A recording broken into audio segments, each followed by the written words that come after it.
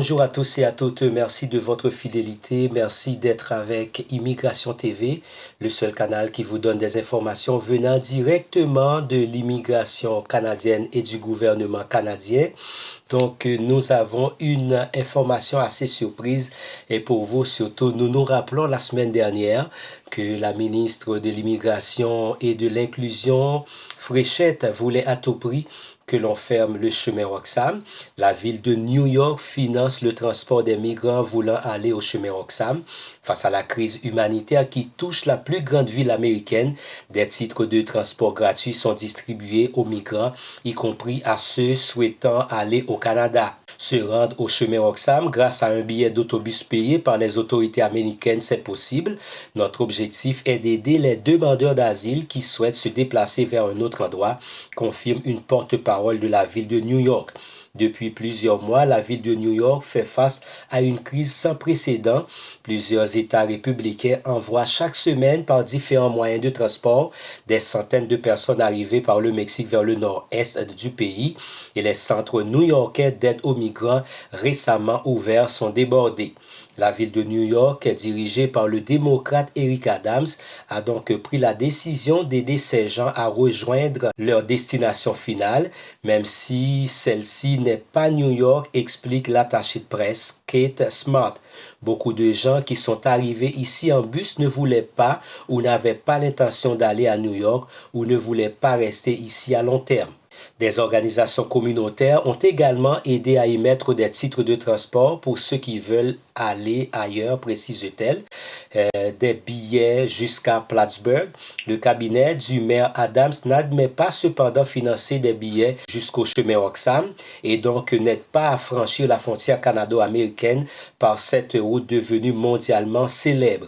En réalité, les personnes qui le désirent peuvent aller jusqu'à Plattsburgh en autobus, dans le terminus d'autobus de cette ville américaine située à une trentaine de minutes de la frontière. Une véritable industrie très lucrative s'est organisée pour déposer ensuite les migrants au chemin Roxham. Des chauffeurs de taxi les attendent à bord de véhicules faisant mention de la frontière et du chemin Roxham pour parcourir cette dernière étape avant d'entrer au Canada.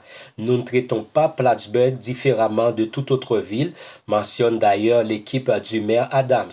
Un journal américain, le New York Post, s'est d'ailleurs rendu sur place à Plattsburgh et a rencontré des migrants dont le titre de transport a été payé par les autorités publiques américaines. Le maire Adams sait-il que ces personnes iront ensuite au Canada? Son cabinet n'a pas répondu à cette question. Le chemin Roxham connaît depuis plus d'un an un achalandage record. L'an passé, plus de 39 000 personnes ont utilisé cette voie de passage pour entrer au Canada. Une faille qui dérange en raison de l'entente sur les tiers pays sûrs signée en 2002 entre le Canada et les États-Unis. Ces migrants ne peuvent se présenter dans un poste de douane officiel. Selon cet accord, ils doivent présenter leur demande d'asile dans le premier des deux pays qu'ils traversent. Cette entente n'encadre cependant pas des entrées irrégulières comme le chemin Roxham. Une fois au Canada, ces personnes ont le droit de demander le statut de réfugié. Cette faille fait l'objet depuis plusieurs années d'une discussion entre les autorités canadiennes et américaines. Le gouvernement de Justin Trudeau souhaite moderniser ce texte, mais les discussions tardent à aboutir. Tout en questionnant la pertinence du gouvernement américain de payer des tickets pour aller au Canada, la ministre québécoise de l'immigration, Christine Fréchette, réclame des actions rapidement de la part d'Ottawa. Il y a urgence, a-t-elle clamé mardi lors d'un point de presse. Cette histoire démontre surtout l'importance de régler le problème du chemin Roxham et de cette entente. On entend que cette négociation se conclut pour que l'entente s'applique sur l'ensemble de la frontière. Un nouveau record en perspective. En décembre, près de 4 700 personnes sont passées sur cette route pour rentrer au Canada.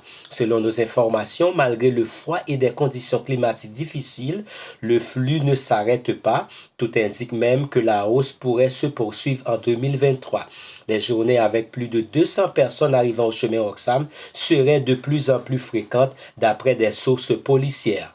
Les nationalités des demandeurs d'asile sont également variées. Outre les Haïtiens toujours très présents, il y a de plus en plus de Vénézuéliens, de Turcs et même d'Afghans. Excellente journée à chacun de vous. Merci de partager nos vidéos, de les liker et surtout de les commenter. Abonnez-vous si vous n'avez pas encore fait ça. Excellente journée à chacun de vous. Au revoir.